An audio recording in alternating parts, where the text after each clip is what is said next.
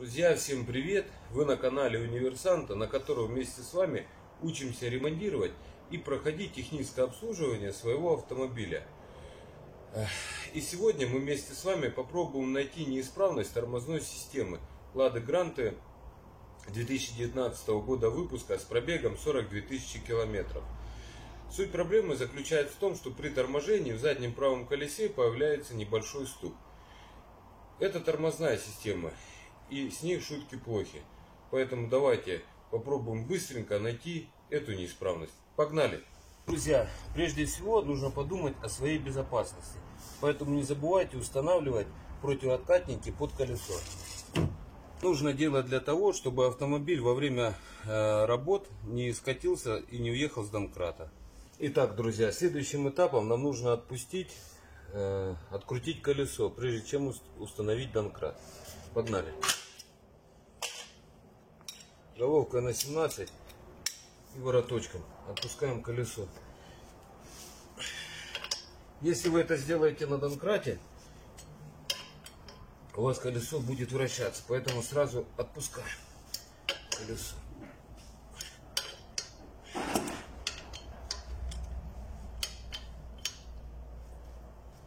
Гайки, болты целиком откручивать не нужно, просто отпустите. Спокойно начали они у нас вращаться. Следующий этап: устанавливаем домкрат. Так как я ремонт провожу у себя в гараже, я использую вот такой вот подкатной домкрат. Это очень удобно. Не забывайте, что домкрат нужно устанавливать на специальные места. Итак, вывесив колесо на необходимую нам высоту, отворачиваем болты до конца. Я буду использовать гайковер для того, чтобы это все сделать быстро.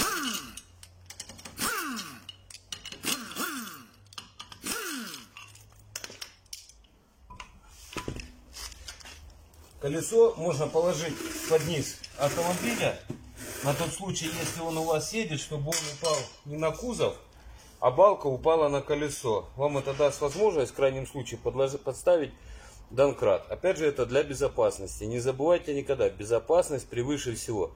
Железяка отремонтируется, пальцы рук и ног у вас уже новые не вырастут. Поэтому не забывайте за безопасность. Следующим этапом мы будем отворачивать направляющие барабаны. У меня, к сожалению, он один, потому что вот здесь вот я его отломал. Попробуем сегодня его, кстати, тоже выкрутить оставшуюся часть оттуда. Чтобы барабан у вас легко снялся, обязательно убедитесь в том, что машина у вас не стоит на стояночном тормозе. Если у вас стояночный тормоз будет в натянутом состоянии, колодки разведутся и упрут барабан. Вы просто не сможете его снять. Здесь же используйте головочку на 8, чтобы открутить направляющую. У меня она уже отпущена была. Я как бы немножко приготовился к этому видео. Направляющая выглядит вот таким образом. Итак, снимаем барабан. Ага, не так-то это легко. Не так-то это и просто. Видимо, он немножко у меня призаклинен. Сейчас попробуем его отстучать молотком. Так, пробуем. Не сзади. Сзади будете бить, просто отколите вот эти ребра жесткости сбоку большими ударами.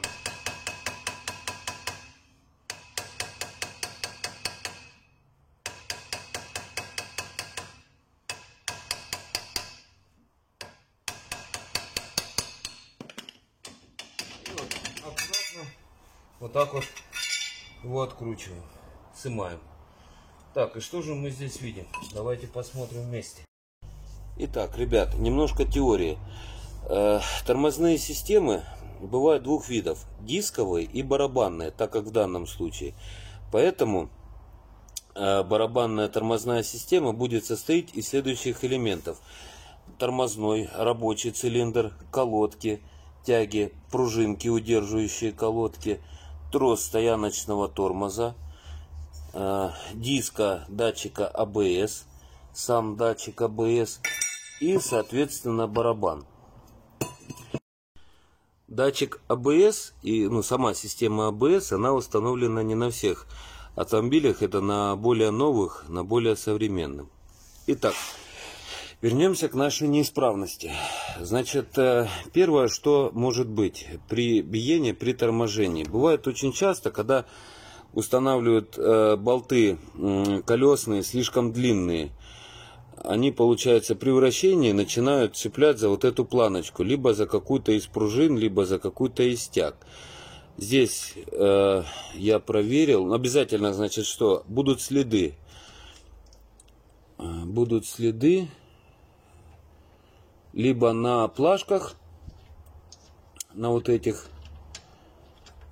либо на самих колесных болтах. В данном случае я проверил, ничего такого нету. Бывает еще, значит, проблема, слетает какая-то из пружин, либо фиксирующая колодки, либо тяга слетает, бывает, тоже при торможении начинает бить и давать вот такой стук. Значит, принцип работы тормозной системы вообще устроен таким образом, что при нажатии на педаль тормоза у вас работает тормозной цилиндр. Получается, жидкость тормозная поступает сюда в цилиндр, разжимает верхнюю часть колодки. Здесь стоят упоры, она жестко закреплена и стягивают пружины, да, их. Получается, верхняя часть колодки начинает разжиматься, и уже барабан начинает останавливать саму ступицу, само колесо, как бы, что и приводит к ее торможению. Стояночный же тормоз, он, получается, работает следующим образом. Натягиваете ручник, вот, значит, трос тянет за вот этот привод и уже разжимает колодку. Из-за этого износ колодок, он не всегда равномерен. И из-за этого же не изнашивается ровно по окружности сам барабан. То есть он вырабатывается эллипсом. Биение по педали еще тормоза может происходить из-за того, что сам барабан кривой. И при торможении чувствуешь, что в ногу отдает такое небольшое биение. В данном случае у нас нет этого биения. У нас именно в педаль. У нас именно слышен стук. Проводя, как говорится, первичный осмотр, я заметил следующее, что... Значит, плашки все на месте, пружины на месте, на болтах никаких следов нету. Но у нас сами колодки вот гуляют вот в этой части. То есть это говорит о неправильной регулировке самих колодок. Поэтому причины здесь нету. Сами колодки у нас будут регулироваться. Я вам сейчас покажу. Они будут на тросу ручника, регулировка колодок. Эксцентриков здесь нету. И здесь их никак не отрегулируешь. Поэтому сейчас я вам покажу, как регулировать колодки. Здесь сейчас мы попробуем выкрутить вот эту направляющую, обломанную нашу. Сейчас я вам все это дело покажу, как мы будем это делать. Итак, друзья, самый простой способ, с чего стоит начать, значит, выкручивать вот такие заломыши, это использовать вот такой вот небольшой пробольчик, заостренный на конце, и молоток. Если резьба у нас здесь не сорвана, сам обломыш, он не развальцован, да, его здесь вот на краях не расплескало. Что мы делаем? Мы, значит, ставим пробойчик и против часовой стрелки, то есть, соответственно, то, как он у нас выкручивается, пробовать его оттуда потихоньку выстукивать. Потихонечку, не спеша.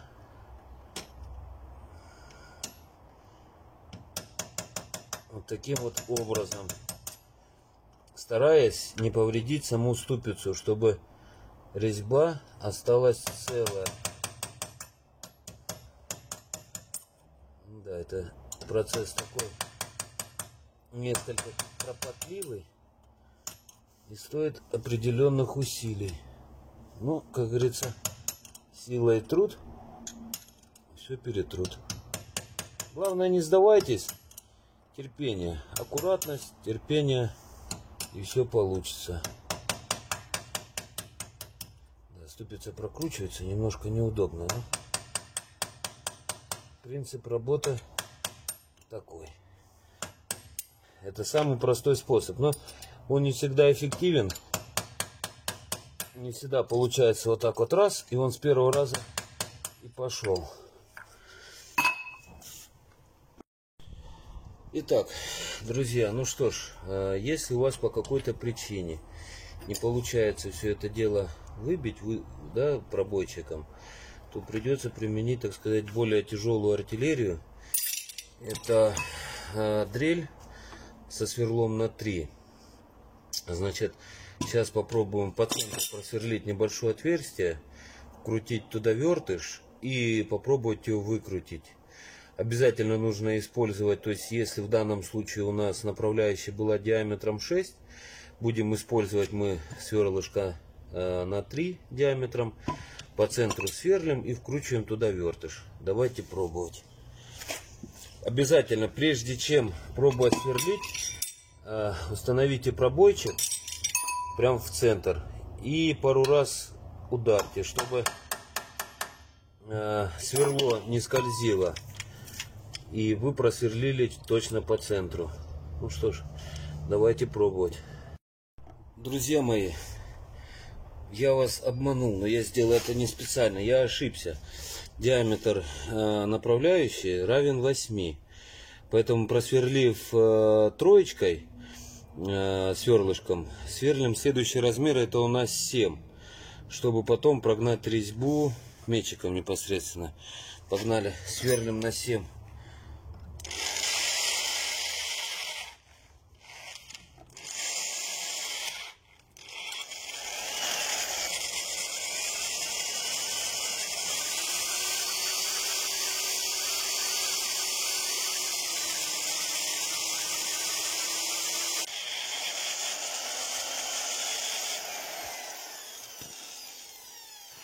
Так, значит, прогнав сверлышком на 7, используем уже непосредственно мечик.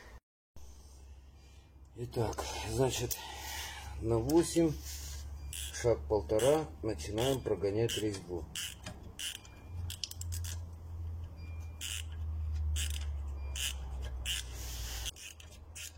Если вы все правильно сделали, все везде правильно просверлили, у вас не должно это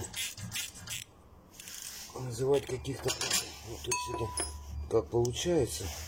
Все, до конца просверлили.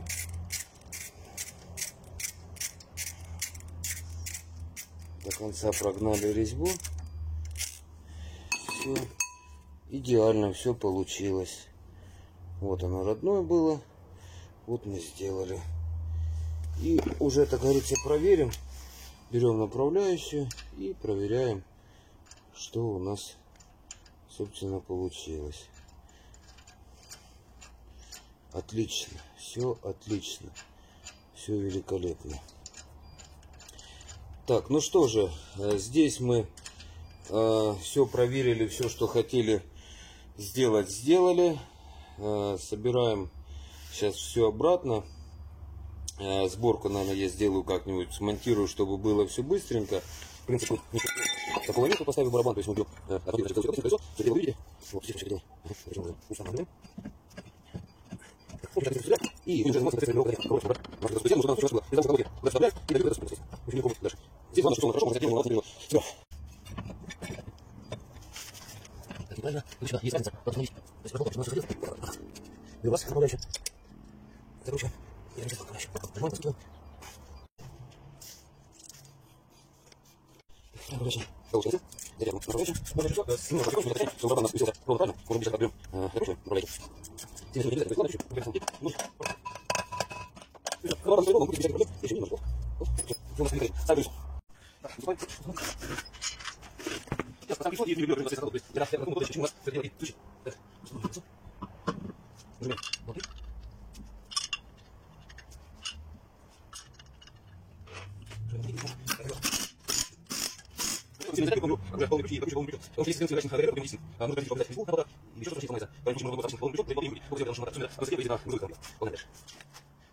Так, ребят, приподняли машину чуть повыше. Сейчас, как говорится, начнется половая жизнь. Самосекс, так сказать. Сейчас залазим под нее и будем дальше регулировать уже колодки. Погнали. Я сам процесс этот снимать не буду, ладно? Я уже снизу сейчас залезу и тогда отсниму, как туда залез. Итак, друзья, значит, здесь вот так лучше будет. Значит, регулировка тормозных колодок находится под вот этой защитой. Чтобы туда добраться, нужно сейчас будет открутить раз, два, наверное, 3, 4 открутим гаечки на 6.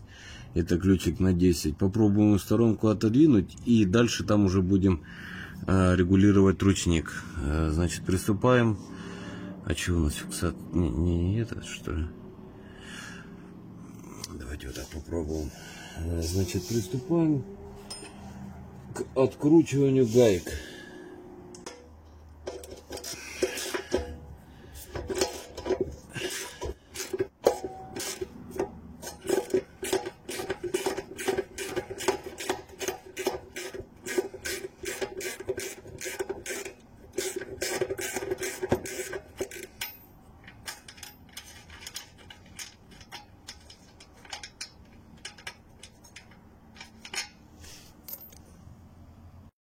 Так, все, друзья мои, я это дело открутил. Регулировка у нас происходит вот этими гайками. Это у нас на 13 гайки. Сейчас попробуем. Неудобно, конечно. Сейчас попробуем долезть туда ключами гаечными. Если у нас выйдет, значит мы его подрегулируем. Если нет, придется нам снять подушку глушителя одну и саму защитку продвинуть сюда вперед.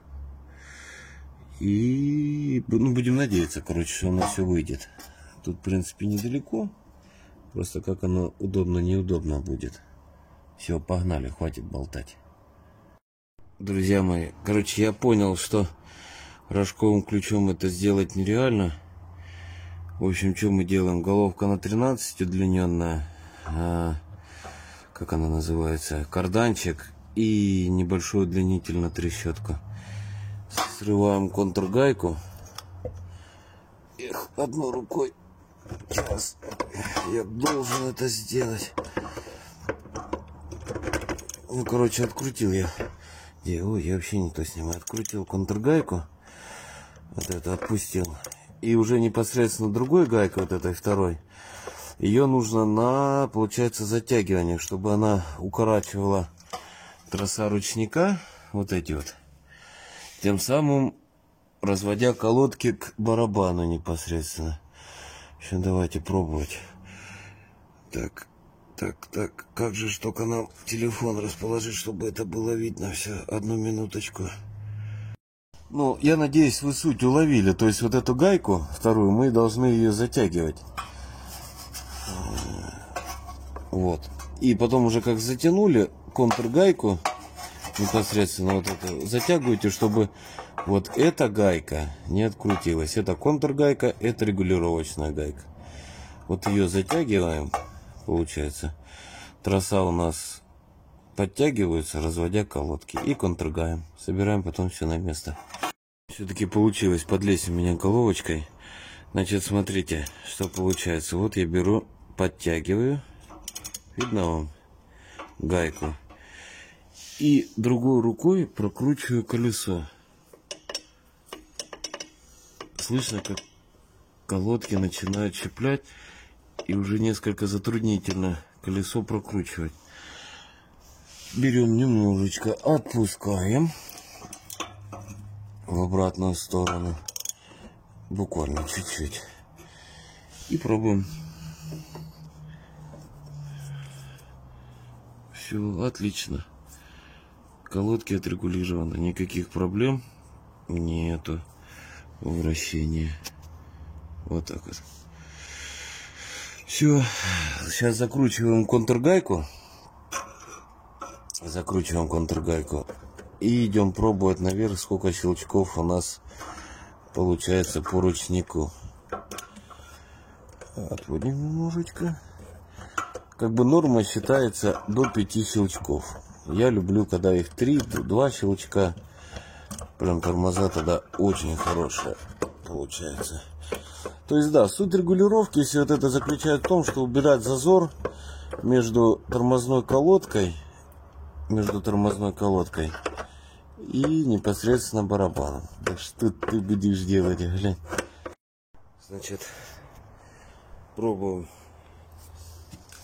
Колесо вращается. Ёлки, чуть не упал. Идем пробовать, сколько щелчков у нас будет. Сейчас я возьму что-нибудь, чтобы в салоне не выпачкать салфетку, а то руки грязные. Значит, сколько щелчков у нас получается. И 2 щелчка. Отлично. Тормоза будут просто потрясающие.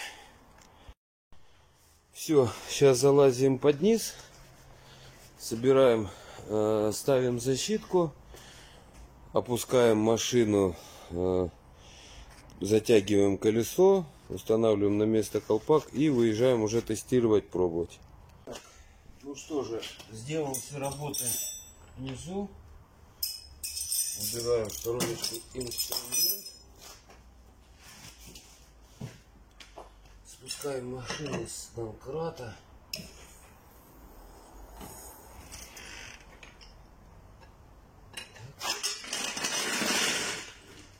И протягиваем колесо.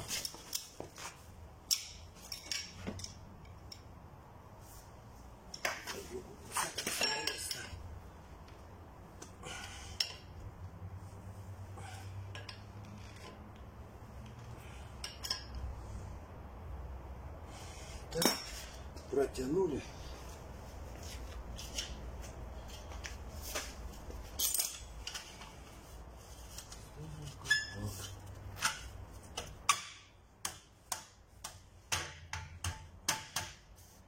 Все, выезжаем, пробуем, тестируем. Погнали.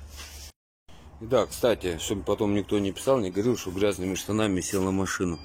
Вот у нас все пакетиком застелено специальным, чтобы не выпачкать, так сказать, автомобиль.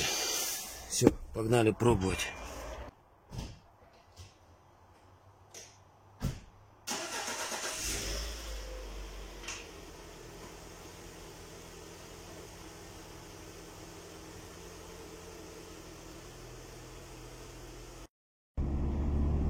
Ну что ж, выехали, пробуем.